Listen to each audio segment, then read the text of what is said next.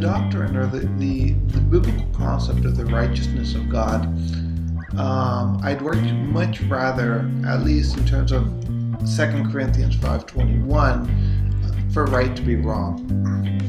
When I come at the passage from a traditional point of view, that Christ was made sin, and that if we're in Him, we are made the righteousness of God, is much more appealing to me than to just say, well, this passage is just talking about Paul's own ministry, and it's just talking about how Paul embodies God's faithfulness to the covenant. At first, I find the traditional approach very much appealing. It makes the text not just doctrinally relevant, but it makes it relevant to our very lives. It's easy to preach on and to teach on. It's just got a powerful message attached to it. And I feel like if you take N.T. Wright's approach to that doctrine, to that verse, you're going to lose that. But then I got thinking about it, and I think, well, really, what is God's covenant? Right? God's covenant is God's goal, or is His plan, is through the covenant. That was His plan to restore and renew and remake creation. It's all about renewal. And that plan came to a climax through Jesus Christ. So through the faithfulness of the Messiah, the covenant God proved His faithfulness to the covenant through the faithfulness of the Messiah, in which the climax of the covenant was the cross. Right? So we have in this passage where Paul says, he says, God made Him who knew no sin to be a sin offering for us, so that in Him we might become the righteousness of God, or we might become the faithfulness of God's covenant embodied or incarnate. Now you think about this for a moment. While Paul is specifically writing about his ministry, and that seems to be the context of the whole passage, it's never presented a problem for anyone to refer to other verses within this context and still make that apply to our lives today. But Paul says, you become a new creation, and all things have been made new. And while he's talking about his own personal ministry, and while he's talking about the apostolic ministry, no one has not applied that to us. Or when he says at the end of chapter 3 that the Lord is Spirit, and where the Spirit of the Lord is, there's freedom, and that we are beginning to reflect that glory as we're being changed and transformed and renewed. We know that he's talking about his own personal ministry, but that's not stopped anyone from applying that to other contexts, to the Christian context in general.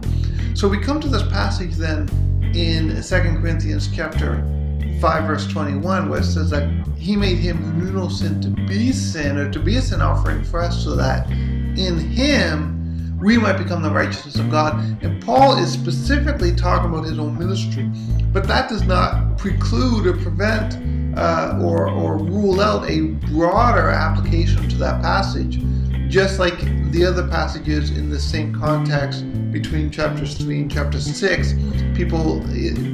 Paul applies those to his ministry, and yet traditionally we have interpreted those to have broader and wider applications.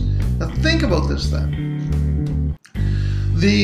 To embody the faithfulness of God is all about the new creation. It's all about God's plan to recreate. And so you and me and every Christian out there who has literally we're in Christ, we're being renewed daily, where Paul says that I might John the Apostle, I might decrease, that Christ might increase.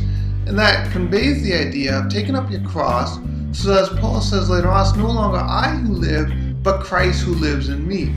And so this whole idea of you and I as Christians, as believers, literally embodying this new creation. So that this text now says that God made Him who knew no sin to be a sin offering for you and for me and for the whole world, so that whoever is in Him literally embodies that new creation.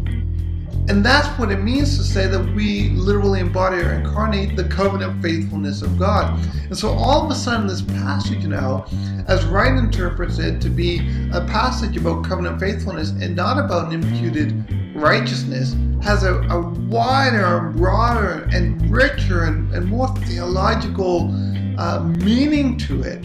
Is to say that no, it's not just that you've taken on the righteous character of God, even if that's true or not. That's not the point. And in fact, that's like down here, the real goal is you've become a new creation. And when you live this life in Christ, your life testifies to that new creation to the world around you. And so I think Wright's interpretation of you have become, or that in him we have become the covenant faithfulness of God is not only right, but has greater, more powerful applications to the way that we live in this world as believers in Jesus Christ. I think that's something that people are afraid of. They think that Wright's interpretation is going to lose the application that this favorite verse has had for such a long time. But I think that Wright's application or interpretation of this passage is going to add a layer and a depth of application that we've never had before, or that we've never really paid much attention to. And so that is an area that I explore in my book, that to interpret the righteousness of God in 2 Corinthians 5:21 is actually a powerful interpretation for our practical applications in this life.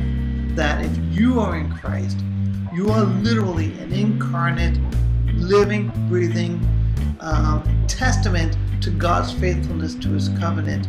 You are a new creation, and that is one of the themes that Paul brings out in 2 Corinthians chapter 3, chapter 4, and chapter 5, and so I think it fits in very nicely.